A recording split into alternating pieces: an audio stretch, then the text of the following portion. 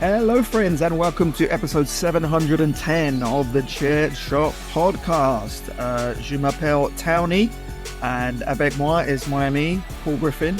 Hello, Paul. Guten Tag, Joe, wie geht's? Sehr gut, mir geht's gut. Danke. Oh, Entschuldigung, wo ist der Badezimmer, bitte? Donde está mi maleta? We speak all the languages here on the ChairShot Podcast, including the language of wrestling, which we will get to later. But before that, how are you, Paul? We were just talking before we came on. Paul was having a lovely Cadbury's Crunchy, which yes, one of my favourite chocolate bars, I would say. It's definitely my top 3. S tier. It is. Oh, it's so good. I don't know why there's not more honeycomb about. Do they have, Joe, you might know on your travels, do they have a Crunchy bar or a Crunchy bar equivalent in the United States? I don't think so. I've never come across one. Missing out. I mean, that surely, even here, like, I'm thinking, why aren't there crunchy imitators? Why aren't there more sort of crunchy bars? Generic brand crunchies. Well, let me explain for people who have never come across a crunchy. It's described on the packet as milk chocolate with a golden honeycombed center. They're very nice. Very, very nice. But you're having the Werther's original as well, but it's a chewy one. Not the old Werther's original. Granddad suck and see is a chewy. No. The creamy toffee, which is described on the packet. This is our new segment. What does the back of the packet say? It just says creamy toffees. It's pretty straightforward. But let me give you a little bit of insight into my warped existence. So when I have a Crunchy, you might know, Joe, as a fellow Crunchy fan, sometimes you eat a Crunchy and then your mouth has kind of a debris left in it. Yeah. So I'm using the toffee as a kind of toothbrush, in a sense, where the toffee is going to catch the bit of Crunchy left in my mouth, stick to the toffee, and then down the hatch. Then how to get rid of the toffee? Oh God, it's like you release the gorillas to eat the snakes, and then get rid of the gorillas. Then the cat goes into the mouth to get the toffee out. Just get some chocolate milkshake and wash that toffee out. Yeah, I like the fact that all sweets are chewable now, because you used to just get like hard-boiled sweets. We don't see them so much anymore. Old people would lie. You could suck on them for about 4 hours. I guess that was the appeal. You don't see a gobstopper anymore. No, now it's all kind of chewy stuff, which is it's fine by me. I like Haribo have kind of influenced the market. Yeah, Haribo come along gummies. and they said, just make it chewable. No one's got time for sucking. It's a busy world. Well, that's why my last relationship ended, sir. There we go. We don't miss Barry at all. We've got banter for at least the next 80 minutes, so don't worry. We'll get to why Barry's not here in, as Joe said, about 80 minutes when we get through all the important stuff first. I have a few sweet stories. So let me tell you, so this weekend, part of Life Guff is I drove up to my old residence by the beach, which is in a town called Mornington, which me living there predates this podcast. That's how long ago it was. So I was actually living there before I moved to France. And then when I came back from France, I moved back down to Kildare, where I am currently. But when I was a kid, when I was a mere child, that's where my grand's house was, up in Mornington. Right. So I have a memory of going with her to the local convenience store. It was owned by a man called Harry. The store was called Harry's, which is still called to this day. Classic, yeah. And I got a packet of fruit salad Chewits. Oh, lovely. Another lovely sweet. Took out 3 of my teeth in one go. Were they primed to come out, or were they like... I was of the age where your teeth fall out, but I don't know if they were even like wobbly or... They just went straight out. So I remember sitting in my grandmother's house with like bits of, I don't remember if it was tissue paper or kitchen roll, but like folded up in between where my teeth formerly were, and just coming out at all angles. Good God. But I was, on another sweet tangent, I was in that same shop this weekend. Now, it's not in the exact same place it used to be. They've moved to another building 2 down, but it's still owned by the same person. This is a shop I used to work in when I was going to university. It's a Texaco petrol station as well now. But I was in there, and they had one of my absolute little If I see this, I have to buy it. I'm powerless to resist. Which is they had Finny brand. This is again a kind of a Haribo competitor, I guess. Do you ever see Finny around? But essentially a bag just of fried eggs. Yeah. I mean, when you're talking about your Haribos, the fried egg to me is the king of the Haribo. Yeah, the least appetizing to describe. Oh, it's like a fried egg sweet. Then it is the best of the sweets. Yeah. So I do like the strawberry ones though. Saying that, strawberry hearts. Yeah, strawberry ones. I just like the gummies where there's a bit of the foam marshmallowiness to it as well. Yeah, and hearts. So they had a bag. Now, it wasn't a big bag and it wasn't very full of eggs, but it was very cheap. So I picked up a little bag of eggs and so good. Very nice. Anyway, that is the end of Fat Fuck Guff. Sweetie Guff. Sweetie candy Guff. Oh, I love sweets. So we do... So if you have any sweet anecdotes, Joe, please feel free. No major sweet anecdotes, but I was talking to Michelle earlier in the week about losing teeth. I think it was something on, what was it? Someone else on TV. We were talking about that sensation of when you've got a wobbly tooth. Yeah. And the joy of kind of rocking it back and forth. Like, yes. And I'm kind of missing that. That was a really nice feeling. We both enjoyed it. I don't know if everyone felt the same as that, but that's something that, okay, so I have famously a tooth missing on the side of my mouth. And you know, it's not a pleasant experience. You go to the dentist, they, you know, whether they yank it straight out or they kind of crack it and then take it out in pieces. I have an idea. What they should do is you go to the dentist and they fix it, not to take it out, but just to make it loose. And they give you a good month of being able to, like, they artificially recreate that sensation. Yeah. You had as a kid. Give you the wobbly tooth. Yeah. And then they say, there you go, you have that for 3 weeks now. If it doesn't come out, come back to us and we'll do it for you. We'll finish the job. Yeah. Well, you know, if you wiggle it enough, it might come out on its own. Yeah. Nice.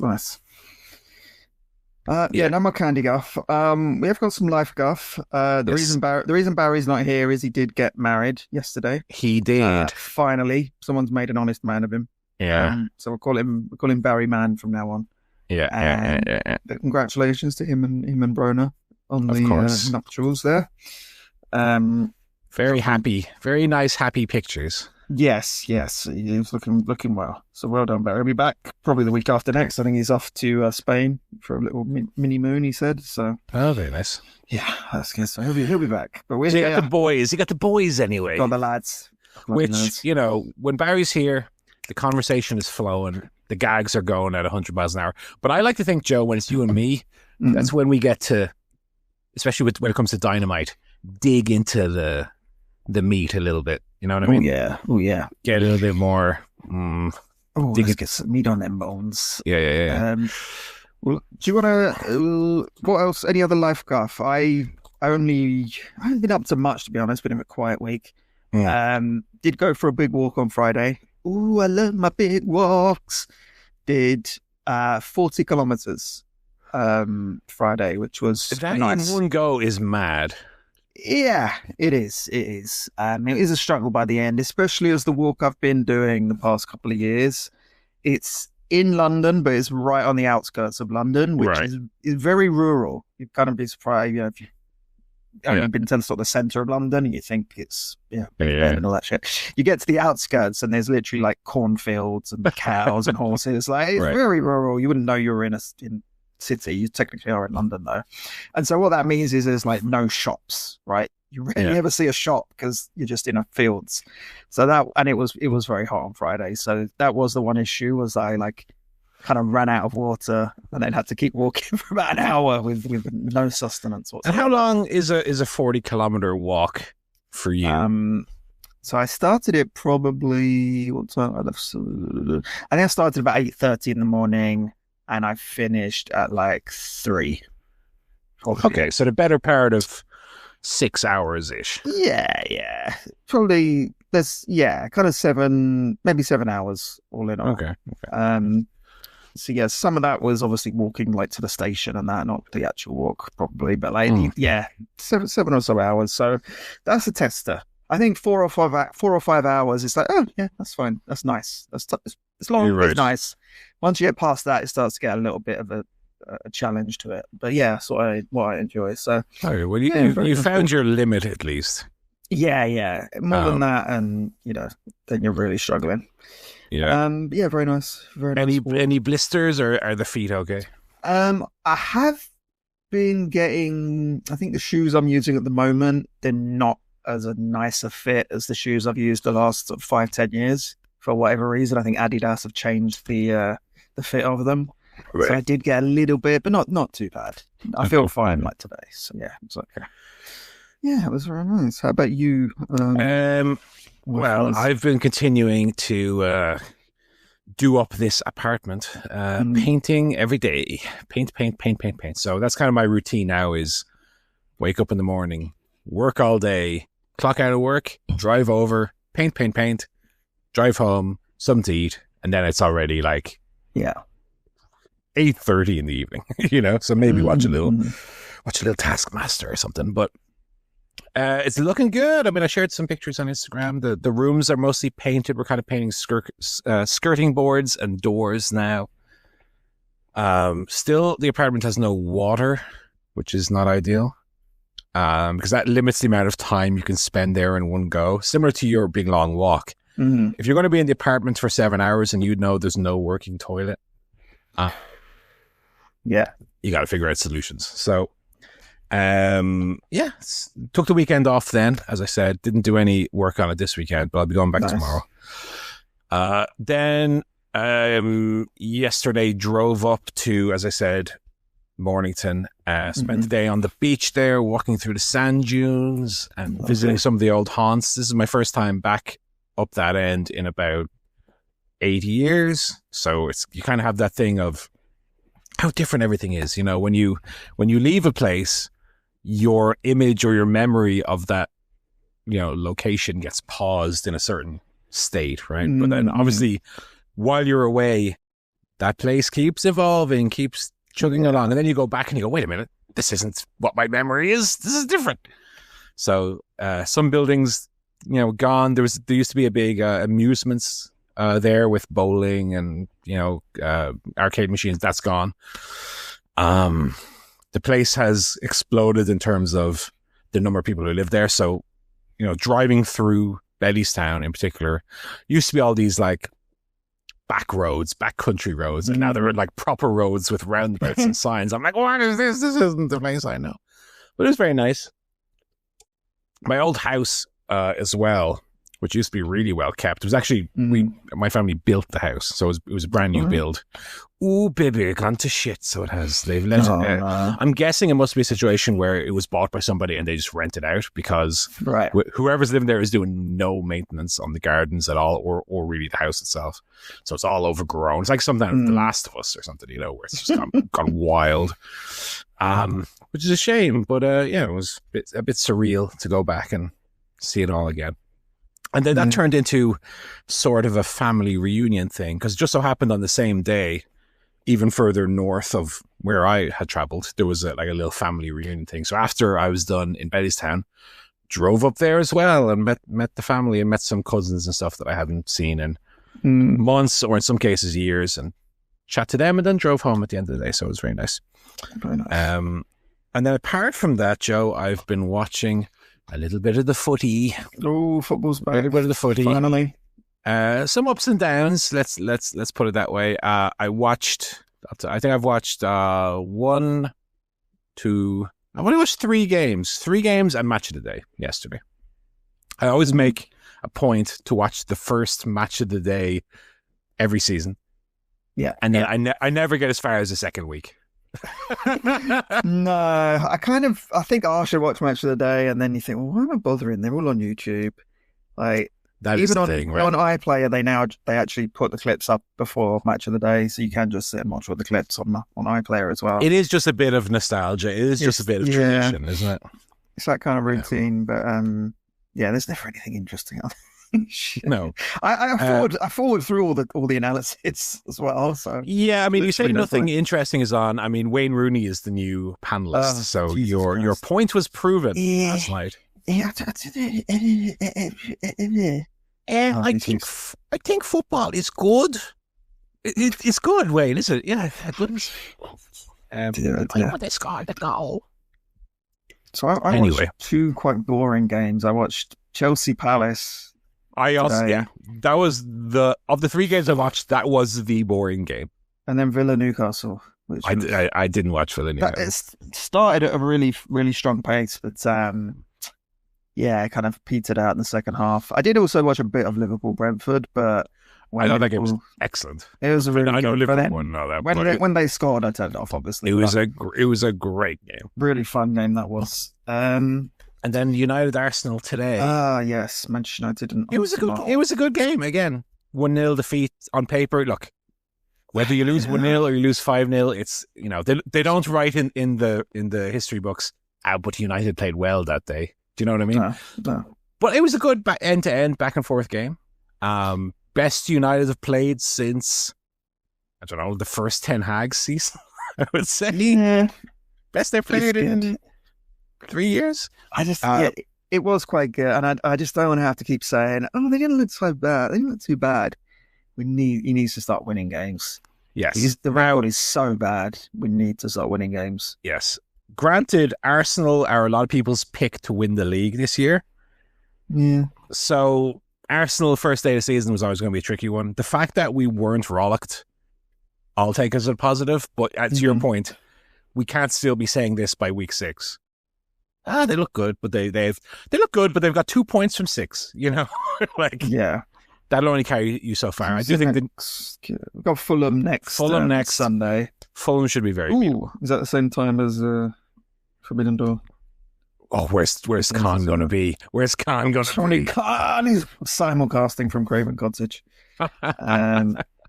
So I've missed that one. But yeah, I think that's a result.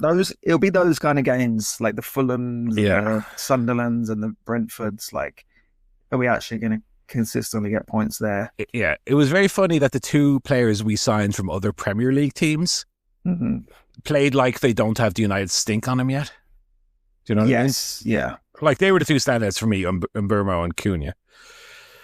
Both look good, yeah. Both look very good, but Amram will get it hammered into them in a couple of weeks. That you don't play that adventurously. You're lazy and shit. Yeah, stop playing like that. Arsenal, as you'd expect, very solid defensively. I'd be a little concerned about how kind of unadventurous they were going forward, but a dirty kind of 1-0 win out of the playbooks of like Mourinho or Ferguson from like the early 2000s. Like those United Chelsea teams won a lot of those kind of games 1-0. That's the thing, United played very well. The thing is to win even when you're not playing well. That's, as they say, the mark of champions. So Liverpool, good win. Fortunate, literally the first game of the season, a racist incident, which is a shame. As I said, Chelsea Palace. Now, that free kick goal, the new rule that you can't be within 1 meter of the wall. I'm not someone who likes when the commentators go, this rule is fucking woke. This rule is not, the game's gone. You know what I mean? And so many games get me so frustrated where they're like, oh, VAR's shit, it's gone to shit, blah, blah, without any kind of real understanding of the rules or understanding why. But this is the first one where I've been kind of like, the attackers can't be within 1 meter of the wall. That seems to me just a rule to like reduce the number of goals in games. Like most of the rule changes that I'm in favor of are kind of more progressive in terms of making the game more exciting or more full of goals. But in terms of like, you can't interfere with the wall. It's just bollocks to me. It's very strange. I don't understand the logic for it. It is nonsense. It is woke nonsense. Because that goal that they scored to me was a perfectly legitimate goal. I just see it. Yeah. What sense does it make? Why can't you stand near the, so they can, the defense can form a wall, but the offense can't? Why? Right. It's a change that seems entirely in the defense's favor. Ridiculous. But the defense already have the advantage of they can put a wall between the ball and the goal. And how do you define a wall as well? Or what if the what if the defending team makes like multiple walls? Can you not be within 1 meter of any of them? Do you have to go and stand outside the fucking penalty box? It's bollocks. I don't know. Scrap it by next week. We don't need it. I don't understand changes to that extent that seem to only favor the defense. Like, I think the defense are well protected enough, to be honest. You also got this new one of the goalkeeper being punished. I do like that one. Do you like that? I don't mind like enforcing that as a punishment, but I don't like the idea of giving a corner. It's just a bit like, So the keeper holds the ball for more than 8 seconds. The other manager is allowed to run on the pitch and kick the keeper in the balls. That'd be better. Yeah. I just like indirect. All right, give an indirect free kick or give a book them. Yeah, it's fine. Yeah, they won't hold it for more than 8 seconds. I just like it's a bit contrived. I think that's the problem with it. Why is it a corner? Why Why not a throw in? Give a throw in then. You know what I mean? Like why a corner? I just find that, and this rule very contrived. I feel like the International Football Association Board who come up with it. I think it's FIBA or something, BOFA or something. They just sit around coming up with rules because they're like, we haven't got anything better to do. You know what I mean? It's just like, let's come up with some rules. I want to be special.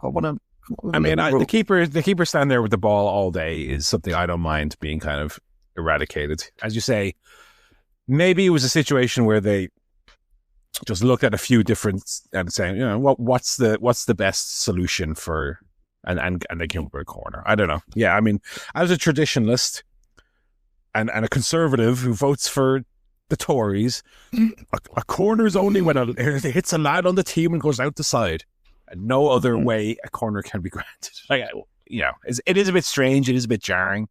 Maybe something we'll get used to. I don't know. But I also got this is the most woke one, which is only captains can talk to the referee. Come on. I wouldn't mind here. Well, I don't know. Have you seen any of Real Madrid's behavior in the last 6 months? Sure.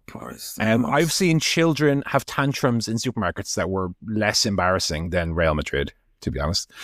But you know, I don't mind that. I mean, I watch, excuse me, Joe, I watch the rugby, so I'm, enlightened. But like, I do like in the rugby that you don't just have players running up and waving their arms around and crying to the referee. You know, it's a little childish, you know? I like that. It's good. Remember Roy Keane would chase the ref like he's going to deck him. I think a good compromise would be only the captain is allowed to speak to the referee, but the captain is allowed to be as vulgar or as they want, you know? Yeah. They can say whatever they want. There's no dissent for the captains. You fucking cunt. That was why not? Yeah. So that's the fun. I'm glad it's back. I'm glad the old football's back. Yes. Hopefully it's a better season than last season, but we'll see. We will see. No Europe for United, but anyway. No, and that's one thing that the commentators seem to be really stuck on in terms of that's why United will do okay this season because they're out of Europe. Yeah, I never really believed that. Yes, but also they just need to like stop playing so badly as well. Yeah, it's like they'll have so they've got less fixture congestion, but you still have to play well at some point. Yes, it's not everything, is it? Yeah. Well, that's the old life guff, a bit of footy guff. What have we got in the wrestling news this week? We got a couple of signings, Joe. We got new AEW signing. Now, neither of us have watched Collision in the interest of transparency, but it was plastered all over the socials that Ace Austin, former TNA X Division wrestler, has joined AEW. He's all elite, and I'm excited to see. I believe he had a match with Ricochet on Collision, so I will be skimming through Collision maybe tomorrow, checking that one out. I mean, I've seen Ace Austin only a handful of times. When I had, I think first time I saw him was when I watched, I think it was Slamversary a few years ago when they had that spate of signings. Do you remember when they were announced? You know, there was the one pay-per-view where they had a bit of a bump because so many of the released WWE wrestlers were going to show up allegedly. So they're showing like the Good Brothers, I think, there at the end, Eric Young, and various others. And I've always I've liked Ace Austin. I know he was also in the Best of Super Juniors in New Japan. I think he was a standout there as well. So, I would be concerned based on how he was brought in that he might fall into the same sort of Josh Alexander trap of a guy that they kind of use, but is kind of a guy who's on Collision and maybe has a 50-50 Collision record. He'll beat the Lee Johnsons of the world, but he'd be there to lose to the he'd be kind of like an AR Fox level. I don't know, when you bring in a young guy with a little bit of name value like that, I would hope that you would bring him in with a series of vignettes and then have him debut with a win and then go from there. I think just him showing up very abruptly, losing to Ricochet. Do you think it just is it like burying the TNA talent? It's become a bit of a pattern now, because didn't Josh Alexander lose on his debut as well? Yes. He was in the tournament, though, wasn't he? He was against Hangman Page or something. Well, yeah, that was it. But, I mean, again... To my point, it kind of sets them off on a bad foot, so to speak. Probably, I don't know about Speedball. I mean, Speedball's been featured quite heavily, to be fair. He's not been treated badly by any means. I'm trying to think, did Speedball win on his debut? I do think there is an element of... Like, Tony's not just going to sign anyone he wants from TNA just for the sake of it, but I think there is a little bit of, let's kind of cherry pick. Well, Ace Austin very much fits the AEW mold. You know what I mean? I don't think he's going to be looking at Sami Callihan, for example. Even though Callihan is like Mox's buddy. Callihan just retired on their last show, apparently. So I don't know. I would hope that he would be clear that one. But Speed will beat the Beast Mortos. This is debut. Yeah, won quite a few. Yeah, I don't know. We'll see. I've never seen Ace Austin wrestle. I have heard of him. I've heard good things about him. Yeah. So we'll see. Yeah, like I said, this is the kind of signing that I like AEW making more of. Young, athletic, up and coming guys with a little bit of name value, that you can hopefully mold into something, and add fewer Copes and Miros and of that ilk. I think that's where AEW would be best served to put their money where their mouth is. They have talk back towards that this year, thankfully. A couple of big re-signs as well. We got Hook. It was reported that Hook had re-signed last year to a long-term contract, and they also did have on Dynamite, of course, a tease that Hook's return is imminent. So let's see what comes of that.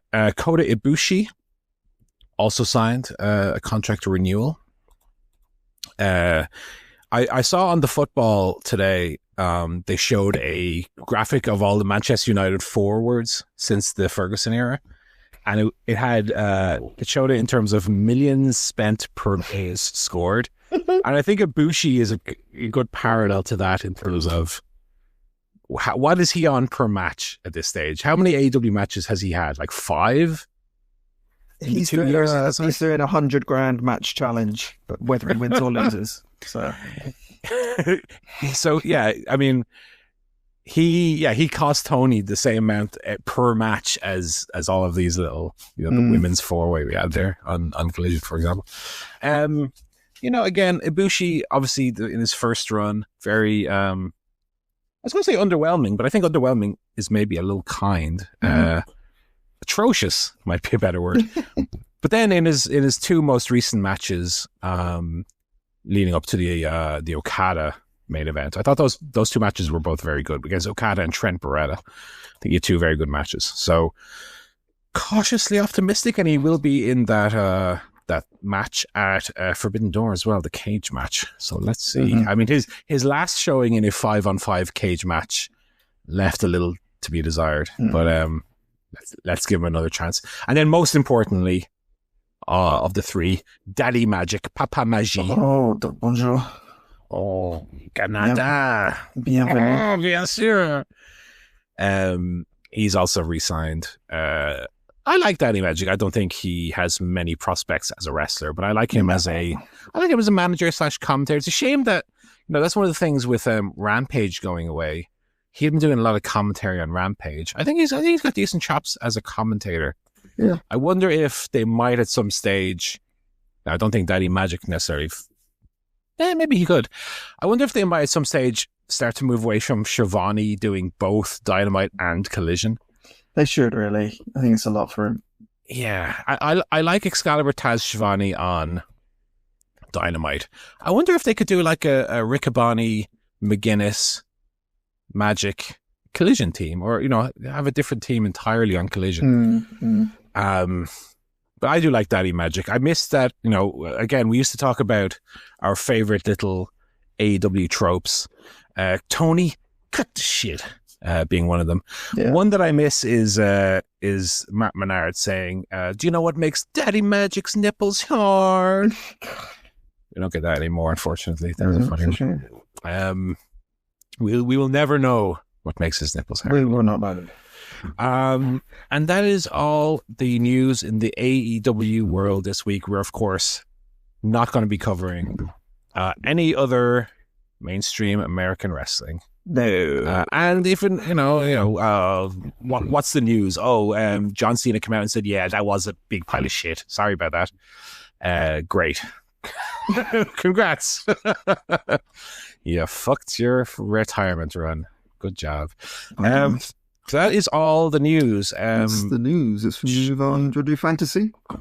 Yes. So I just mentioned this to Joe before we started. In the interest of transparency, because we're always transparent and honest with the listeners, given that neither Joe or myself has watched Collision, I have actually not entered the scores for Collision yet. Mm-hmm. Because, as I said, I usually do it while I'm watching the show. Or if I don't watch the show, I normally, the day after, will look up on Cage Match what were the results and fill it out. My plan, I will. So here's what happened. This is maybe a little bit of life guff. I was planning to watch Collision last night. I was watching Taskmaster New Year's Treat 2024. Yeah. And as I was watching it, I started to get a migraine. And the migraine got worse and worse. And actually, the migraine got so bad, my left eye started to water. Oh, God. Because it was so bad. And then I'd been driving for 2.5 hours as well on my various travels. I was just a bit tired and my head was sore. I said, I was going to watch Collision, but I'm going to sleep instead. And then I woke up in the morning and I was watching the football and people were over to watch football and Collision, it didn't happen. So no Collision scores as of yet, but in terms of the Dynamite scores, I'm back. Ooh.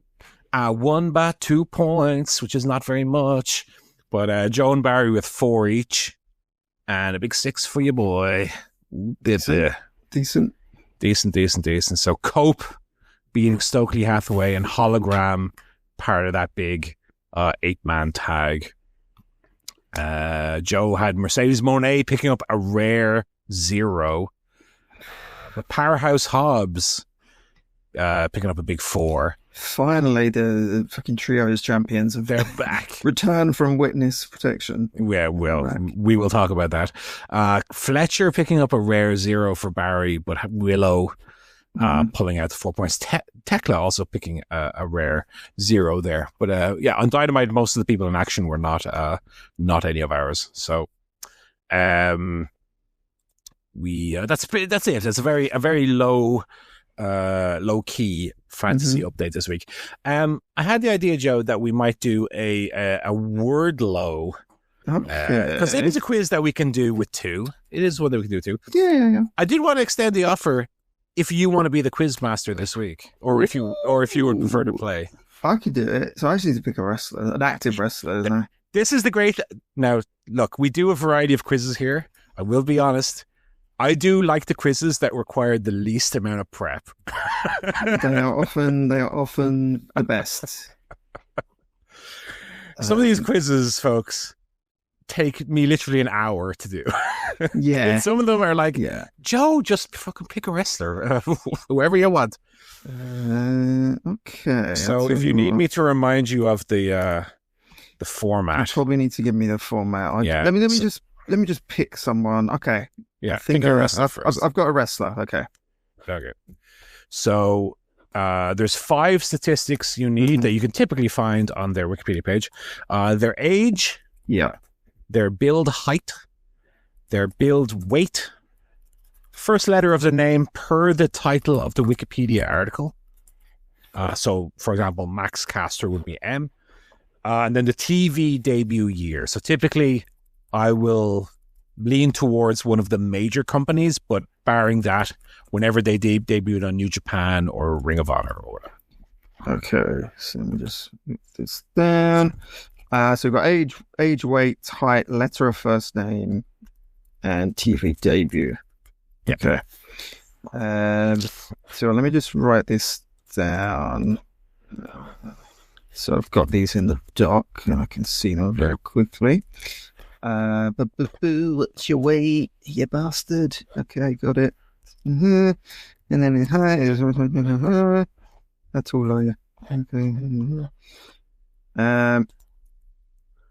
Okay. Oh, and sorry, you said Wikipedia page. It's whatever the page is called. Because if you had, for example, John Moxley or Dean Ambrose, that could be a J or a D. Yeah. Whatever the Wikipedia page is called. That in cases of ambiguity like that, I will use the name of the Wikipedia page. Yeah, let me just check TV debut. TV debut sometimes we'll need to figure out. Yeah. Okay. I don't know. I think I've got it. Let's see. Okay, got it. Okay, right. So when you're ready. Okay, let me think. It's funny because this is our 4th time playing this. I don't think we've established yet or fallen on the quintessential first guess wrestler. No, I often go for just the name. Yeah. Try to find like a... Well, let me think. What's the 13th letter of the alphabet? A, B, C, D, E, F, G, H, I, J, K, L, M. So I would be good to pick an M or an N. I think I would lean M because I think some of the letters in the second half are a little less used. So let me think of a wrestler with an M.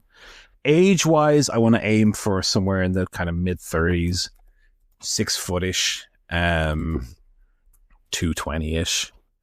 Let me think. And then debut year, obviously, I don't know. So actually, maybe it'd be good to have a strategy here. Debut year, maybe I'd be going for kind of mid-2010s. Mm-hmm. So let me think of a wrestler starting with an M who kind of satisfies some of that as much as possible. Okay, I'm thinking Max Caster, who I mentioned, Matt Morgan, Mike. Oh, the Miz isn't a bad show. That would be the Miz. So that's no good. Yeah.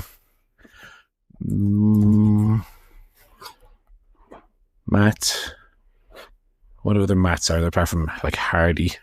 Hardy's a little old, I think. Matt.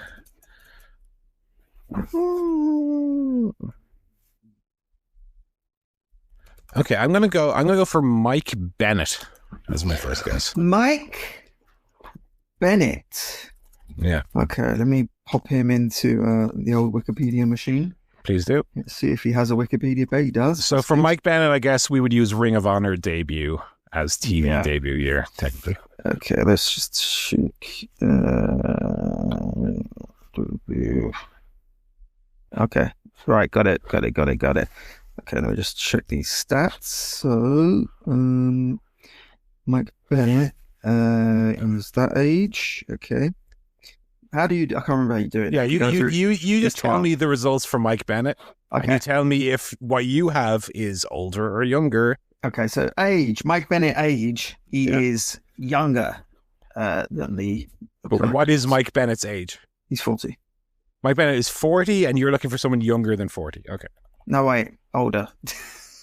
Joe, come on. Sorry, I meant Mike Bennett is younger than... Okay. So just say Mike Bennett is blank. We're looking for somebody and then comparative. Right. Got it now. Mike Bennett's 40. We're looking for somewhere older than 40. I think that's a good. Mike Bennett's 40. We're looking for someone older than 40. Okay. Mike Bennett's weight is listed at 224 pounds. Yeah. We are looking for someone lighter than 224 pounds. Okay. Build height is 5 feet 11 inches. We are looking for someone taller than 5 feet 11. Yeah. Mike Bennett's name begins with an M. Sure does. We are looking for someone earlier in the alphabet. Okay. So A to M. Oh, sorry, A to L. A to L. And then he TV debut in Ring of Honor was 2008. So we are looking for a debut that is earlier than 2008. Lovely. Okay. So I think it's a good shout. Okay, so older than 40 and earlier than 2008 kind of goes together. Taller than 5'11", lighter than 224, A to L. And did we establish, by the way, that this is an active wrestler or no? Yeah, exactly. Definitely. Okay, so we always do an active wrestler. I remember to say that to you before we started. Yeah. Okay, earlier than M and older than 40. Okay, we do have a few old boys around. Yeah. Taller. Initially I was thinking like Balor. I was thinking Styles. I don't know, 5'11". Okay, I need someone a little bit taller though. I would like to ideally pick someone in the like 6'3", 6'4" range just to have a point of comparison again. Right. Older than 40. Can't be too many of them. Yeah, older than 40. And lighter than 224. So this is something similar we had recently. Who do we have the other? Dominic Mysterio, who is tall but light. So we have another one of them. Okay, let's try to hone in on letters still. So halfway between A and L. A, B, C, D, E, F, G, H, I, J, K, L. So we're looking for 6. F. Let's take an F. Okay, I might just take anyway Finn Balor. So I think age-wise, he's kind of in that range. Okay, Finn Balor.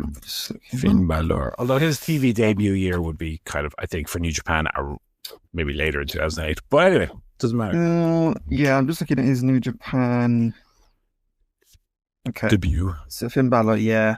All right, let me go through. So age-wise, Mr. Finn Balor, aka Fergal Devitt, is 44. Okay. So he is younger than this per correct. Okay, so we're looking for somebody older than 44. Exactly, yeah. Finn Balor is younger. We need someone older. Weight-wise, Finn is listed at 190 pounds. So we are looking at someone heavier. Okay, so between 191 and 223. Nice. Height-wise, 5'11". So it doesn't really help you much. Yeah, same as Mike Bennett. We know we're looking for someone taller. He's higher. His letter of first name, according to Wikipedia, is F. Mm-hmm. So we are looking for someone after F. Okay, so G to L. G to L, yeah. Nice. And then TV debut, we've got down here 2006. This is New Japan debut. So we'll take that as his TV debut. So 2006. So his debut is, the correct debut is before 2006. Okay, early 2006. Older than 44. Yeah. Okay, we might be looking at someone from l'époque d'attitude. So let me think of maybe Attitude Era guys who might still be like a damn Christian or like a damn Edgery or one of those fellas. Both theoretically would work. Christian doesn't sound like a bad shout right about now because he's tall enough. He's nice and lean.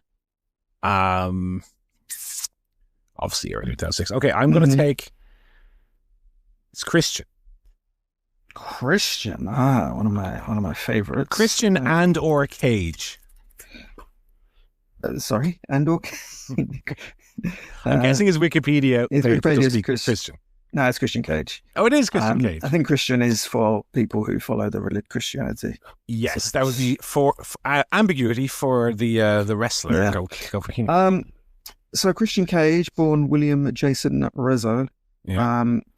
His age is 51. 51. So we are looking for someone younger than 51. His weight is listed at 212 pounds. So we are looking for someone lighter than 212. Height is 6'1", which is the right height. That is the height we're looking for. So ooh, lovely. Lovely. We got a match. Hit one on the nose there. Yeah. Letter of first name is C. We are looking for a letter later in the alphabet. Oh, I knew that. Idiot. I knew it was G to L. Ah, shit. Yeah, I knew that. Okay, still we got the height. That's good. Yeah. And Christian's debut year was like 98. Yeah, let's just double check. Yeah, because it was Judgment Day, that was 98. Yeah. TV debut 1998. So we are looking for a debut later than 1998. Okay. So between 1999 and 2005. Okay, so we'll give a summary for the listeners playing at home here. We're looking for wrestlers between the ages of 45 and 50. They're 6'1". Their weight is between 191 and 211. Yeah. The first letter of the name is between G and L, so we are getting close. And TV debut year 99 to 2005. Yes. Okay, so let me look at these letters. G, H, I, J, K. So those are the 5 letters we have at play here. Yeah, it's not too many letters. No. You do have J in there, which is a bit of a... I know I is a toughie. So, and J is a very common one. Yeah. H, I'm not too... I think I will go for a J here. I was thinking Jeff Hardy, but Jeff Hardy, I guess he would have debuted technically before Christian. Yeah. Oh, yeah. Maybe because they did some TV matches before. Yeah. Well, I can't tell you because I'm the Taskmaster. I know. Man, I heard you. You might be right. Yeah. You might be right. Okay. Let me think. So you've had three guesses so far. Yeah. So we got okay. We got 3 more, right? We got 3 more. Plenty more. Plenty more. Okay. It was 99 to 2005. So I'm thinking either it's WWE debut or tail end of WCW or early days of TNA. Yeah. But I'm leaning just by the number of people who would still be around today. I'm going to guess that it might be from maybe the Alpha or the opening of the Ruthless Aggression days. Let me think. J. Let me think of a nice juicy J here. Oh, juicy J. Nice big juicy J. I was just gonna think John Cena, but obviously John Cena is going to be heavier than 211. Still would be good to kind of. I think John Cena must be in that age range. John Cena, we get the letter, we get the year. The year's right in the middle. Okay, I don't think it's going to be right, but I am going to throw out a John Cena guess. I'm going to have to stop you there because I realize I fucked up. That's okay. You can correct me. Go on. Hang on. Let me just double check. Yeah, shit. It's because I wrote it down wrong. That's okay. So when you said Finn Balor, yeah, I should have said the letter of the first name was F. Oh, it was. That was a match. Yeah. Oh, okay. Yeah. That's okay. Okay, so it is an F. Lovely. Okay, so if we recap, you know 6'1", and you know F, and TV debut is between 99 and 2005. Yeah. Okay, we got an F. Lovely. 40. Between 45 and 50. 45 and 50, yeah. First letter F. Okay, that's going to help a lot, obviously. Okay. Yeah. Don't worry, folks. We fuck up these games all the time. It's cool. So 99, 2005, F. Surely there can't be that many Fs. F. Fred Ottoman.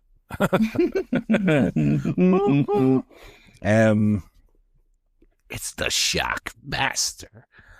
6'1", nice light fella or lady. I mean, I guess it could be a lady. I mean, it'd be a very, very tall, heavy lady. F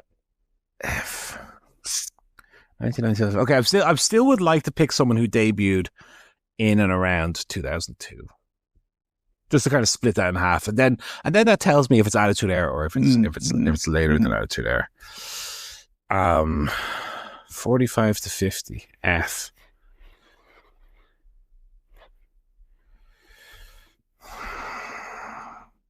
I'm struggling to think of people whose names even start with the letter F.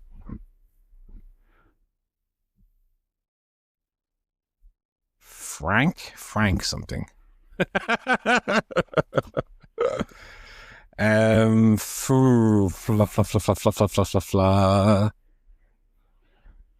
God, why can I not think of any?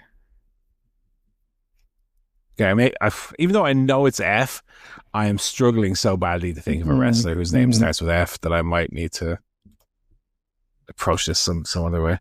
Okay, let me think. 40. Okay, still active. Jesus, there can't be that many. F. Oh my God, older wrestlers' names start with F. Oh my God, I'm going to be so stupid here. Okay, despite everything, Joe, I'm still going to go with John Cena. John Cena, guess, please. Okay, let's I think that the debut year is going to help. I think you're right. Okay, so John Cena. Let me throw this in. So he is 48 years old. Right idol, perfect. Which is a match. Oh. So this person is 48 years old. His weight, John Cena's weight, I don't think this is going to be a match. 251 pounds. So we are looking for someone lighter. Yeah. Height is 6'1", so that is also spot on. Oh, we knew that. Okay. Letter of first name is J. That's wrong because it's F. Yeah. And his TV debut, which should also be WWE, and it will be the Kurt Angle. So 2002 is his TV debut. Yeah. And that is, we are looking for someone who debuted after 2002. After 2002. Okay, so 03 to 2005. 04, 05. So it is, as we said, the maybe Ruthless Aggression kind of era or the very early days of TNA. Somewhere in there. Oh my God. Yes. 6'1". 6'1". In 04 or 05. Yeah. No, sorry. No, 2002. 03 or 04. Oh, did you say it was after 02? Sorry. Yeah, after 02. Oh, sorry. Yeah. Yeah, so either 2003 or 2004, because we already had Finn Balor, 2006. Or 2005. 2005. Yeah. Or maybe it's 03 or 04, since you seem so sure about it. I'll take that. Okay, somewhere in there anyway. No, they're really between, because I've seen as 2002. I don't know what fucking people exactly debuted. So it's 03, 04, or 05. Yeah. Letter begins with F. Letter begins with F. Name begins with F. We're going mad here. Height is 6'1". Weight is, I can't even remember what the weights were. I can tell you the weight is between 191 and 211. Yeah, 190 and 211. Yeah. And then what was the other one? They're old. They are old. They're 48. We know they're 48. Okay.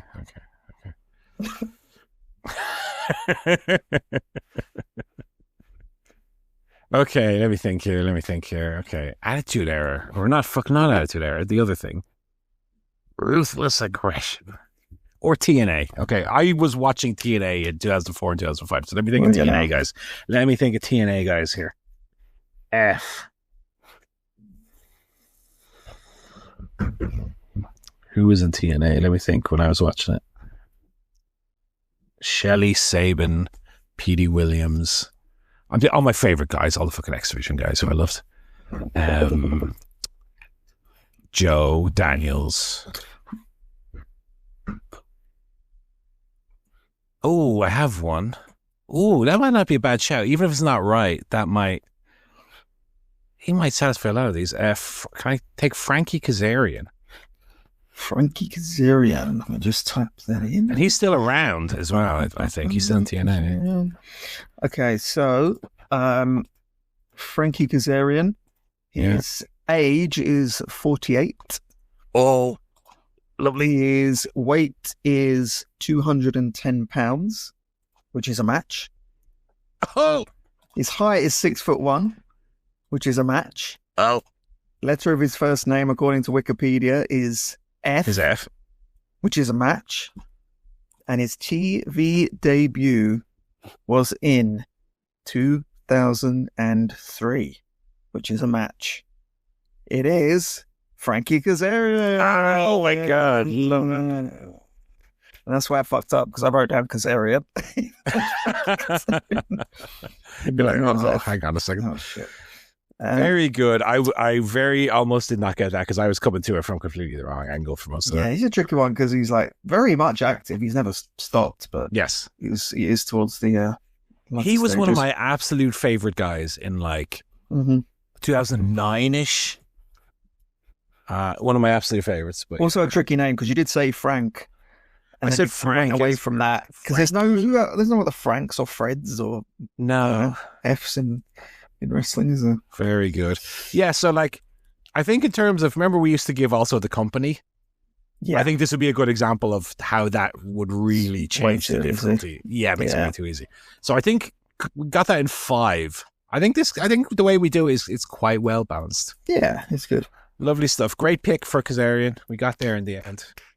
Well done, Paul. GG, everybody. GG. Well done. Okay, let us jump over then to Dynamite. AEW Dynamite. Very, very enjoyable 2 hours of television, I thought. Yeah, it was. Let me just pull up the old card, if I can find it. Collision, Dynamite, here we go. So this again was in the Andrew Brady Music Center, one of these small venues. Yes. Started off with, was there a promo? When was the promo? Was that MJF? That was the opening segment, right? Hangman Page. That was the opening segment, yeah. That was decent. I don't know. It was decent. I have not a specific nitpick, but a general nitpick, I guess, which is that two things here, right? So the first one is I would much prefer that they would be arguing and feuding in a broader sense about the belt and about being the champion of the company and not, well, you are insecure. Yeah, well, you are a dumbass and you are an edgelord. You know, I would like I don't mind when it gets personal and there's, a bit of back and forth, a bit of insults. But I mean, at the end of the day, it should be you and I are going to fight and I'm going to beat you and I'm going to be the champion. Is ultimate, and I know it's redundant to say, you can't just dumb everything down to that or it would become very, very repetitive. But this was a little bit esoteric for me where, I know MJF and his promo style, he does like to lean it towards the kind of work shoot edge of the spectrum, which can be very effective when it works. But I think this got too far away from this is two guys who have a little bit of a history. They've been they've been their day ones. I liked when they kind of talked about the history between two guys. That was stuff that did work for me.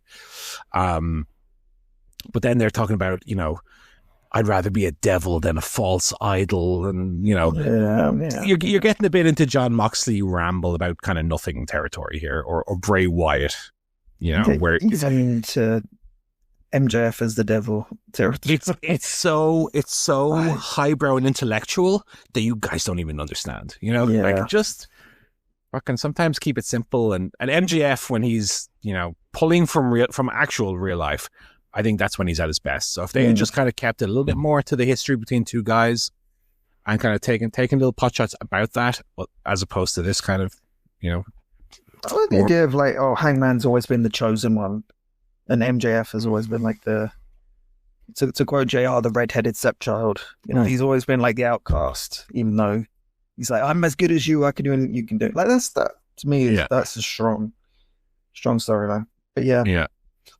My other thing, yes, and this is a nitpick. Again, I think the segment was good. I'm just kind of, this would be molding into my perfect version of it, is I think they could have sold a little bit more strongly the idea that MJF was trying to goad Adam Page into giving him a shot, and Hangman kind of turned the table on him, and MJF used his contract, right? To me, it was kind of too even throughout, and then MJF suddenly went, I'm doing it, I'm using the thing. Yeah.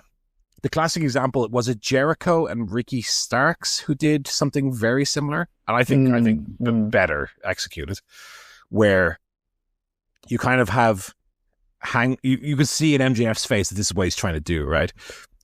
And without him realizing it, you do like a gradual, maybe they hit like 4 or 5 different bullet points, and you have it gradually MJF becoming more and more irate. It just seemed kind of abrupt to me here. That he just suddenly, I'm cashing in my contract. Nevertheless, good promo.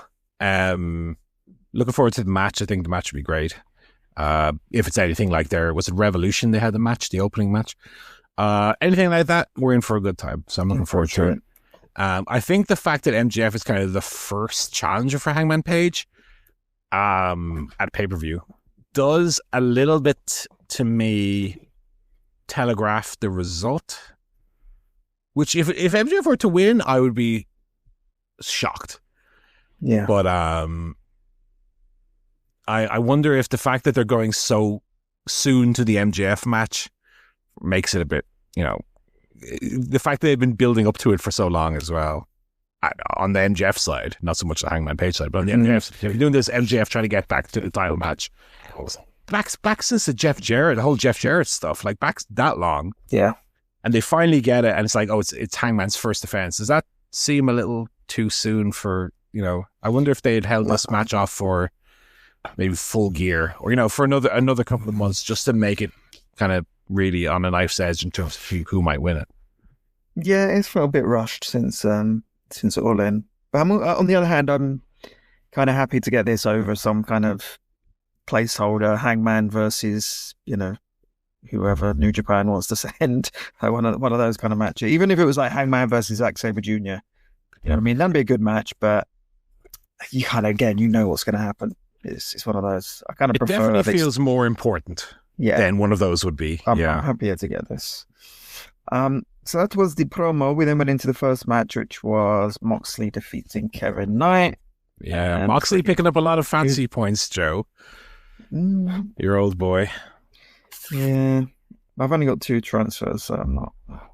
No. Well, I'm not jumping. I consider it, but I'm not jumping at it either. But he does still win a lot. Is the thing. He does. He beat Knight, and then Darby Allin kind of ran out for the save. Got put in a body bag, and then just dropped, spun around like a big old sack of spuds.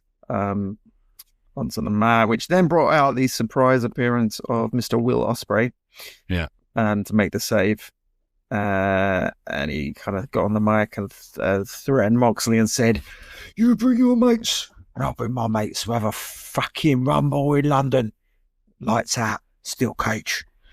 And so, that was the announcement of a very intriguing match, which appears to exist to allow several men who are not otherwise fit to wrestle to be on that card, because I think if it wasn't a 10-man, we wouldn't be getting Ospreay, and we wouldn't be getting probably Gabe Kidd and Omega even, and maybe Tanahashi as well. So I mean, I'd love to see some of those guys in big singles matches, but this sounds pretty good. This is the compromise. This is pretty good. I'm more concerned about how they're going to fit 10 people in a cage. Because it's not as if they can, when you do a 10-man tag, some people are on the outside, some people are lying on by the barricade. They're all going to be in the cage here. It's going to be a single ring cage match. Oh, have you heard of bolt cutters? That door is going to be open within about 6 minutes. I guarantee it. I guarantee it. They'll be out of the cage. They'll be running around the O2 Arena. I forgot it was an AEW cage match. Yeah, that door. I don't know why they even put the padlock on. Just Marina Shafir will be there. Just have like a big cat flap on the cage, just to let people know that. So we're getting that next week. We then went a bit of an update on Cope and FTR. Back to that. Six women's tag. Yeah. Mercedes Moné, Tekla, and Sky Blue. Defeated by Alex Windsor, Queen Aminata, and Willow Nightingale. Yeah. Enjoying Alex Windsor. I think she's good. She had the funny segment with Tony Storm last week. She had another good segment this week. And her wrestling is very good. She's very, very clean, very kind of, very solid in the ring. I've enjoyed her a lot. I do feel, God, I hate to be so negative all the time. I do feel like she suffers a little bit by being with Tony all the time, because Tony is just so, charismatic and grabs all the attention. And Windsor feels like she's not quite as good as Tony Storm. But in the ring, she's great, And that's why I'm hoping that this Windsor-Tony Storm thing after Forbidden Door, maybe separate him again and have Windsor become more of a serious standalone wrestler. Because with Tony Storm, she feels like Tony Storm's, I don't want to say the word sidekick, but you know what I mean? Mm-hmm. But yeah, I think Windsor's got a very high ceiling. Like I said, see her get a kind of a Jamie Hayter push. Yeah, absolutely. Ospreay was backstage and announced the first members of his team and said he wants to talk to Moxley next week in Glasgow. I loved Ospreay. Go on. Yeah, I've got my fucking mates. It's a Japanese man who can barely walk. What you lot gonna do for that? The lad. Oh, mate. He's the ace, mate. He's the ace. He is the ace. To be fair, he is the ace. He's the ace of clubs. So we're getting Moxley and Ospreay having a little fucking chat next week. Look forward to that. That'll be on Dynamite. That'll be good. Yeah, we then got Cope versus Stokely in a kind of, What else is the wrestler versus manager match? Just fine. And then I think FTR. Well, I did like Stokely throwing a spear. I can't skip that. Very funny. Should have speared him through the barricade. Oh my god. FTR come out and put the beat down on Cope, and then Christian Cage ran out with the big spiky spike thing. Yes, very very funny. I'll say as well, because the way he held it over his head, it reminded me of the spot where was against Darby, where he did a really funny, like he was going to run with a chair and got kicked in the balls or something. Right. What was that spot? Oh my god, some pay-per-view match. I think it was the Darby one at Wrestle Dream, where he did something very very funny like that. But all the talk has been, is this rushed? Is this too quick? Is this too soon? Yeah. Little bit. It is a bit. I am very, very happy to be there because they are my favourite tag team of all time. And you're going to get to see them live. So look, to see their reunion after, what is it? It must be 15 years. I was going to look it up, but I don't remember. Is it 15 years? 2001. No, fucking hell. 24 years. 24 years, yeah. Jesus. Now, I don't know. I don't remember them having any one-off little fucking random tag team matches. But like, Edge won the King of the Ring 2001. That's when they did the split. That's when they did the Christian turn. And Christian was then a heel. Then he leaves for TNA. Yeah. And Christian doesn't return then until, in ECW. So there's no crossover with Cope there. Then Cope retires 2011 or 2010. So yeah, their paths just didn't cross for the longest time. So I don't think they did anything to do with it. They did. Go on. And they fucking hell. Was not just house shows, it was on TV as well. So they had 5 tag matches in 2011. Okay. do you want to guess who against? Same opponents in each case. And what a team this is. Ooh, Jack Swagger and Alberto Del Rio. Oh, you're half right. Go on. Alberto Del Rio and Brodus Clay. Right. But was it a real, like, reuniting, or was it just a random match? Well, they wrestled 5 times. It wasn't like a... Yeah, house shows don't count, though. No, twice on TV. Twice on TV, okay. So on SmackDown and then again on Raw. So it would be their first tag team match in 14 years. Yeah. But this isn't just them having a tag team match. This is Edge and Christian are reunited. To me, that's different. I don't remember. Yeah, I have to check. I have to look into that. I don't remember that at all. That must be because when did Christian return? Around 2010. 2010, wasn't it? Yeah. All right, we'll look into that. We'll discuss that further. But yes, they are back. Yes, it is rushed. I thought they were, and also like, I do think Nick Wayne and Kip Sabian is the match that makes sense from the storyline. Yeah. And I do think that was a good match to book, but for that to be the first match, I'd maybe saved it. Do FTR first and then do that one later. I mean, FTR will presumably be the title match, though. In Canada, in Toronto, you know. The thing with the Nick Wayne match is, I wonder if you wanted to hold off, you could have done, and of course you don't want to have this, so you're happy to have it in London, the tag team match. Yeah. Well, you could have done Christian Nick Wayne, as singles. Yeah. I have hopes that Christian, I think we spoke about this, that Christian will not just revert fully to outwork everyone Christian. I want him to keep some elements of the heel character, but he's still wear the turtleneck, still be a dickhead, but on the face side, you know what I mean? I think that would be more fun than, like, I don't really want him to do 2000 nostalgia bits, 5-second pose. They can do. I'll allow him 1 5-second pose. You know. Yeah. For enough. I think there's, for me as a viewer, more potential for fun with it being like modern day Cope and modern day Christian as sort of an odd couple. Then they're just suddenly them from 2000 again, and they play kazoos and they do. I don't think they're going to do that. They're 100% going to do the kazoo thing, but you know. So I'm just reading up on the March 11th, 2011 SmackDown. Go for it. So it was Edge, Alberto Del Rio was the WrestleMania match. Mm-hmm. So Edge attempted to fend off Del Rio and his protege, Brodus Clay. God, there's a sentence. Christian came to Edge's aid. They ended up taking a beating. And then, holla, holla, holla, player, Teddy Long came out and said, well, if you like fighting so much, how about a tag team match in the main event?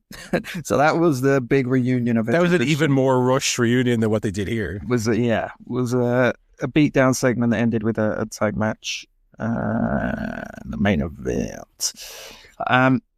So yes, we had that. Then the big 8-man tag, Brody King, Ishii, Hologram, Takahashi versus Young Bucks, Fletcher and Alexander. The Bucks got a ton of pyro, but then no music. So they continued their speech. So yes, it's quite funny. I kind of watched this match, but I don't know. What did you make of it?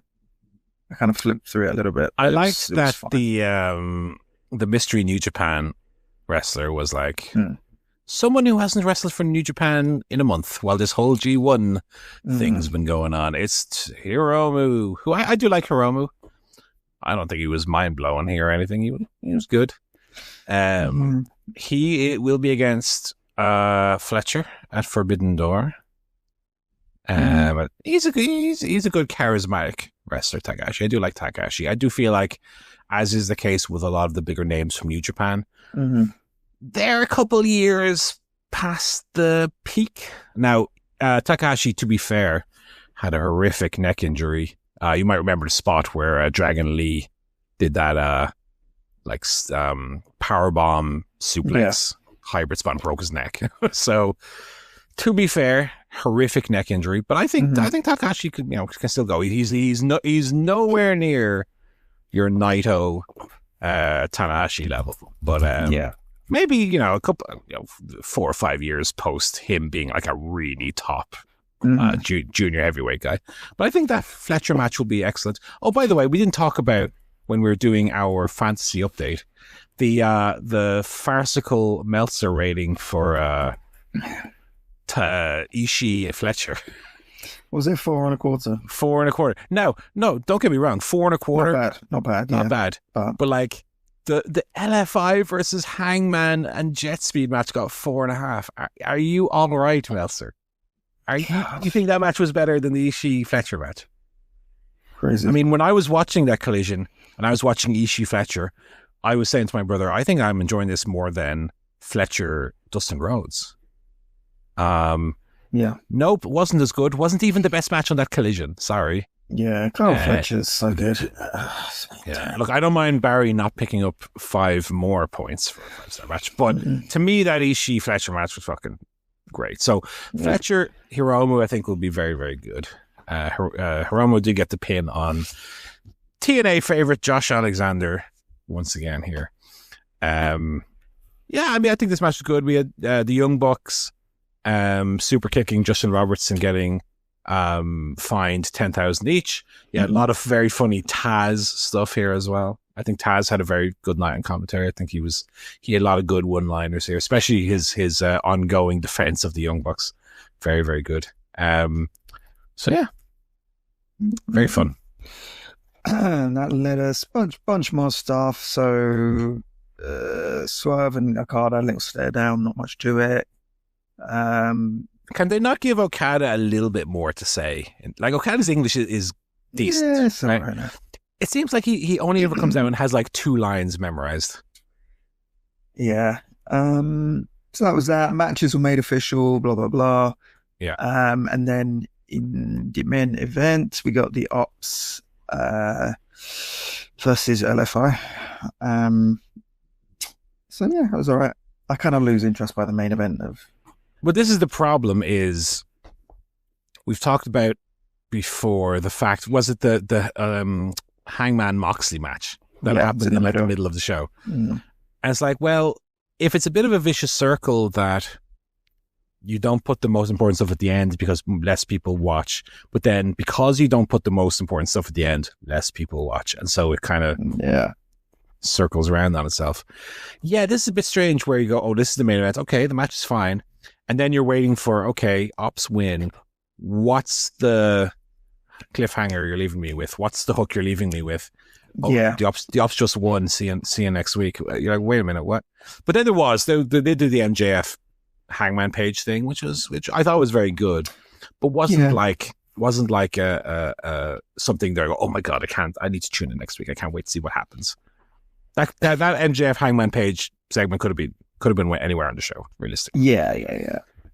Also, no mention of the Samoa Joe injury angle, or you're right. He's just back. He's just back. I wasn't expecting him back this soon, but yeah, he was. The whole time he was gone, they never mentioned he was gone. They never mentioned anything about the trio's titles, and now he's just back, and there's no mention of it. Him and Ospreay had exactly the same angle, and then they both came back on the same. They came back the same week. I guess it was. Yeah, makes sense. Same injury. Very logical. Both came back.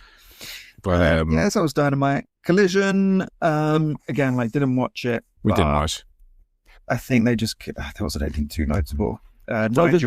Nigel won, which is the news. Just kind of expected, but yeah, I'm happy about which that. Which had people on the internet sphere taking huge bumps off. They're having their commentator go for the IWGP title, blah blah blah. And I was like, guys, you're talking about that with removing entirely the context of what Nigel McGuinness is and has been, So Nigel McGuinness, Ring of Honor legend, one of the better technical wrestlers of the last 20 years in England against an English champion of New Japan. It's not like Excalibur is wrestling. You know what I mean? I would love to see Zack Sabre Jr. versus Taz, to be fair, but no, this is not that. This is great. Again, like, I would have loved to have seen it as more of a grudge match where, like, Nigel made some comments about Zack, or Nigel called himself the best British technical wrestler or something. Yeah. And Zack said, yeah, I'm the best technical wrestler. I've won this. I've done this, you know. You didn't even have to have Zack there with the G1 and everything. You could have just done it as a... That's the mad thing about this whole build. While the G1 is on, they've had none of the wrestlers over, of course. That's fine. Look, you can do a video or something. Yeah. You do a back and forth. Oh, we've got this video from Zack Sabre Jr. He's got some comments for Nigel McGuinness. That's how they used to build wrestling angles back in the day. Like, no one ever appeared on TV. It was just promos and, you know, scenes, wasn't it? But anyway, whatever. We'll enjoy the match. You'll be fine. Yeah. Daniel Garcia will probably turn him. That'll be good. I wouldn't mind that. I mean, Daniel Garcia needs a bit of a reset, to be fair. Yeah. But probably won't get to do a show before Forbidden Door, because it's next Sunday. If you want, we could do. I mean, this is shop talk. We could maybe arrange this for next week. But I'm talking. But I'm saying, should we run through the card now in case we don't? Let's run through the card just in case. We talked. We've covered actually most of the matches. To be fair, Cope and Cage versus Sabian and Nick Wayne. That'll be a lot of fun. I think we'll be winning. Page versus MJF in the main event. I think that will be a brilliant match. Yes. I would expect Page wins, but I don't know. It'd be interesting to see if there's any kind of get out for MJF. I mean, MJF would get you 32 points with a win. So let's not discount that. Come on, MJF. Come on, brother.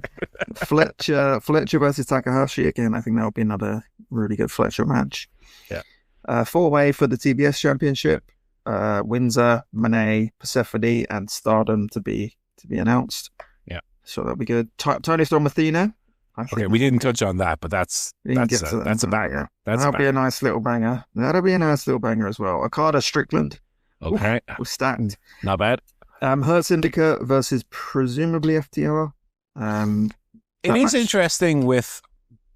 I mean, we talked last week about the Hurt Syndicate reports and all the silliness of that, or the legitimacy of all that. I mean, one thing that is, demonstrably true is that the Hurt Syndicate have basically done nothing on TV the last 4 weeks. Yeah. You know what I mean? So in terms of, reading into those reports and how much credence you give or don't give to them, it is true that the Hurt Syndicate have been very much wound back these last few weeks. Their presence has been much dwindled for whatever reason. Yeah, for whatever reason.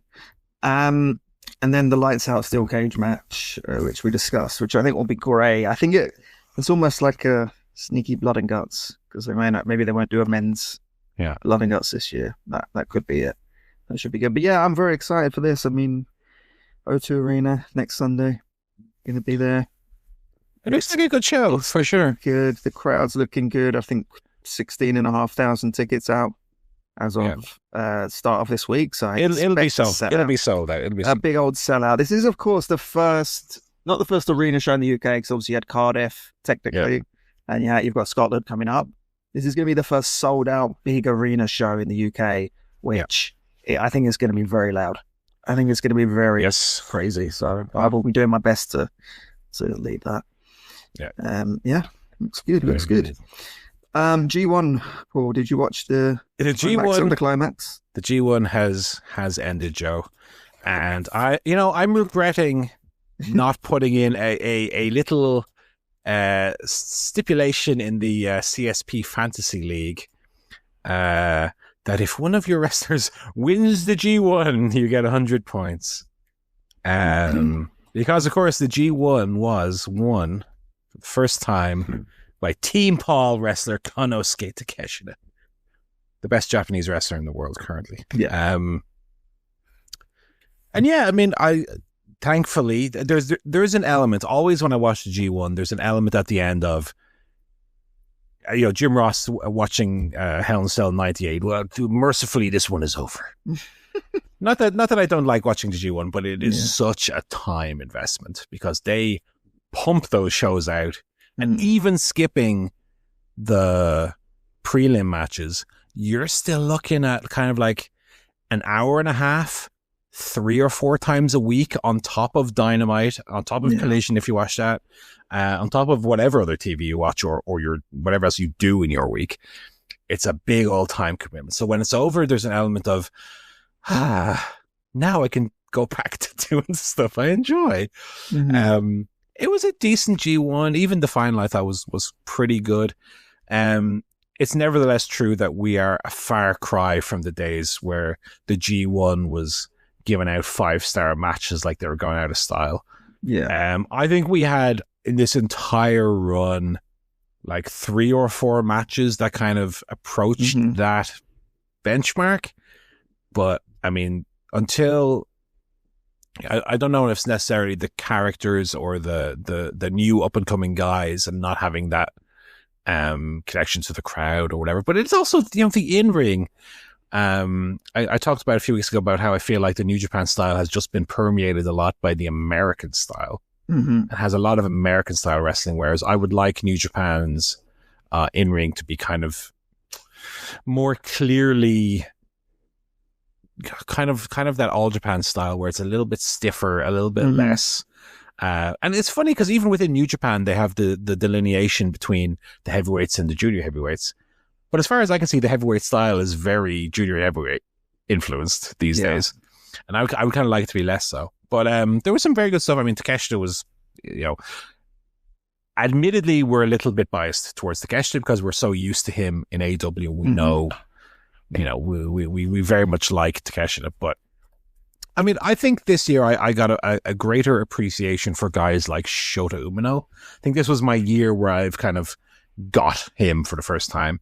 Still have some issues with the way he's presented, but I think in ring, I think he had a strong showing. I think Yuya Amura has a high potential as well. Yota Tsuji. This was the year, I think, for me where the new guys were solidified a little bit. I don't feel like they are still at the level of the guys, you know, we talk about G1 in like 2017, 18. We have like Okada, Omega, Jay White, Ibushi, Peak Ibushi, Tanahashi before his knees went, Naito. You know, all, like, it was like the pinnacle of that style and top wrestling. But I, you know, maybe give him a few more years of crowd connection, a little bit more in-ring fine tuning. But like I said, I'd like it to be a little bit more hard hitting. And, you know, we all love in AEW when you get a match where guys are just fucking hitting each other really hard. I mean, you and I have been going crazy over Aminata Tekla for the last few weeks because guess what? They hit each other really hard. And so, you know, I want to be watching New Japan and like going, oh, and like biting my fist or like screaming, you know, oh no, but you know, I would like a little bit more of that. You don't quite get that anymore, but you know, it was okay. Takeshi got the win, which I was very happy about because he was against Evil in the main event. Evil, oh my god, Evil, oh Evil. Do you love, Joe, when you watch wrestling and every single match has interference in it? Just for 10 minutes interference. I will say one last thought on New Japan. New Japan has the worst ref bumps in the world. I love when a ref takes a good spear. To be fair, there was one in the Yota Tsuji match yesterday. Ref took a very good gene blast. But in New Japan, the referee will take like, you know, a hip to hip little like cast your mind back to the 70s where people were doing the let's do the twist and hip to hip bump. Whew. A little hip to hip bump would send the ref to the canvas for 10 minutes in New Japan. The refs are so feeble, like, oh. It's funny because it makes it harder to buy New Japan as this hard-hitting company where the refs are so incredibly feeble. Just like a good strong gust of wind will knock Red Shoes Uno flying out of the ring. But that's the G1, and that's me done with New Japan until Wrestle Kingdom rolls around in January again. So it was nice time, but I was ready for it to end. Yeah. So that is the Order Wrestling. Movie-wise, we went to the movies in the week, saw The Materialists, So this is a new film from Celine Song, who did Past Lives. Did you saw Past Lives? I did. It was Oscar nominated.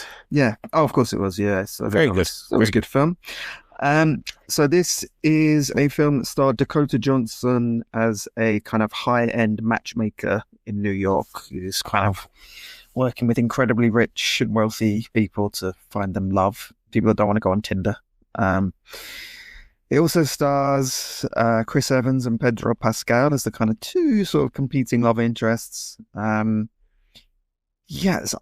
she meets Pedro Pascal at a wedding, and she wants to take him on as a client, but he's actually more interested in seeing her. So let's start a relationship. Chris Evans is her ex, that she kind of thinks as well.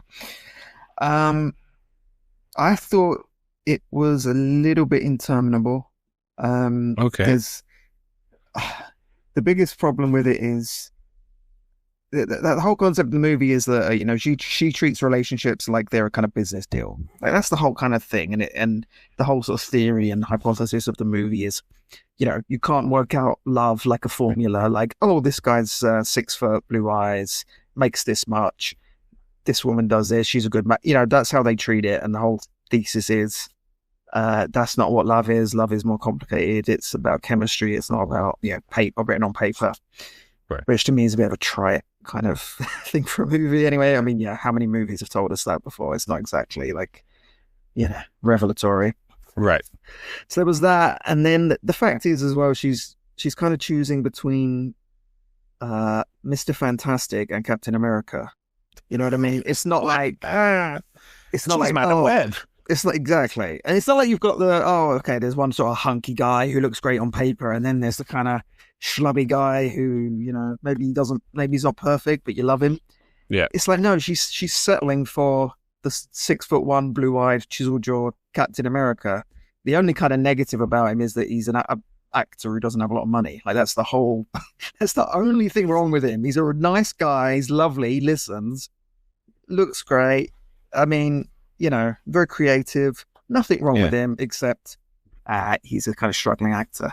So I just found that whole concept. I explained to Michelle, it's kind of like if you had, like You've Got Mal with Meg Ryan and Tom Hanks, but instead of Tom Hanks, you had George Clooney. You know what I mean? It just completely changes the whole premise. Or instead of Billy Crystal in When Harry Met Sally, you had like Tom Cruise. You know what I mean? Yeah. It doesn't make any sense. So there's that, and there's also just a lot of sort of standing around and having very long static conversations about exactly how they feel about themselves and about others. Like, there's no kind of subtext in there. They just stand there going, "You shouldn't be with me. I'm bad. I think this. I do that." And it goes on and on. And Celine Song is known as a playwright. I think this did feel very much like a stage play. It is people standing doing monologues for a lot of the time. There's not a lot of kind of visual storytelling. And and it's just also, you kind of wonder why do either of them want to be with Dakota Johnson? She has sort of she's very attractive, but then they're also very attractive. So there's no redeeming qualities in there, and in the end, it's a very predictable ending as well. So I couldn't not enjoy it. The ending is that, let me guess, Chris Evans and Pedro Pascal end up together. Oh, that'd be nice. They realize that she was not good for either of them. Oh, that'd be lovely. Yeah. So I would not recommend that at all. Not one for me. Okay. Yeah, that was all I really watched this week. Any TV for you? Yeah, I didn't get a chance to watch any movies. I did watch, I did finish that season of Taskmaster, and then I have watched, which is very good season, very enjoyable. Then I watched the 2 specials between seasons 16 and 17. It was Champion of Champions 3. Oh, nice. Which featured one of my all-time favorite tasks, which was a lovely surprise, which was do the stupidest thing, and featured the unforgettable visual of Dara O'Brien pinging elastic bands off the top of his head, which had me rolling in the aisles. Yeah. New Year's Treat, not as strong. That was the one with the Deborah Meaden off Dragon's Den and Zoe Ball and little Lenny Rush, who won, and was also quite funny on it. Yeah. But the New Year's treat shows, by virtue of not having comedians on, they're not quite as funny. Yeah, good little change on the formula. But yeah, I'll be starting season 17 imminently, and I also will be starting to watch this new Alien series that's come out, Alien Earth. That's next on my list. So I do like the Alien movies, and I've heard that series is quite good. So let's see. That's all I've been watching this week. So we finished one series, which is permanently finished, which was And Just Like That. Yeah, I heard some stuff about that finale that it didn't exactly go down well. No, it didn't. But it was a fitting finale for that show, which was pretty much awful from start to finish. Okay. I will miss it though, because it was so bad. It actually made you feel something. It's some shows you just sort of you're on your phone, paying attention. It was so bad. At least you were like, let's talk about how bad it is. Man, kind of that level of show. But yeah, the finale was underwhelming and bizarre, kind of slapstick toilet humor. Yeah, not good at all. I will kind of miss it because, as I say, it was at least a talking point. There's not a lot of sort of water cooler shows on at the moment. That was certainly one of them. But then in terms of TV show revivals that actually are good, we started the King of the Hill, the new season of King of the Hill, which has been really funny and really enjoyable. I need to get into King of the Rain. I've never watched King of the Rain. Jesus. You never watched it in the day? No. Insert Mike Judge voice saying, Austin 316 says, I just kicked your ass. I've never watched King of the Hill. But I mean, I like Mike Judge a lot. I like, I'm a big Beavis and Butthead guy. So I probably would like King of I want to say King of the Ring again. King of the Ring. I probably would like King of the Hill. I just need to get around to it. Yeah, it's very good. Because when you revive a show after sort of 10, 15 years, you never know, but I thought it was really funny. Really well done. So one of those I can happily sit and watch, and yeah, very good. King of the Hill. We'll be watching the rest of these. I think that's going to do it this week. That is it. That is it. We've covered everything we had on our list. We've got through a lot. So yeah, I don't know exactly what we'll do next week. If we can do one before Forbidden Door, we will, but possibly we could do a review show at some point. We will figure it out. We'll figure that out. I think Barry will be away still, but yeah. Well, that would be interesting. Even if we did the day after, we would have the live and the TV versions and be able to react from both perspectives. Yeah. So we will be back at some point. If you're going to Forbidden Door, hope you enjoy it, or if you're just going to watch it, please enjoy it as well. Also looking forward to the Scotland show on Wednesday. I'm sure that'll be a really, really fun show up there. So that's it. So that has been CSP 710. We will be back, but thanks for joining us. For me, Townie, and for Paul, we shall say goodbye. Goodbye.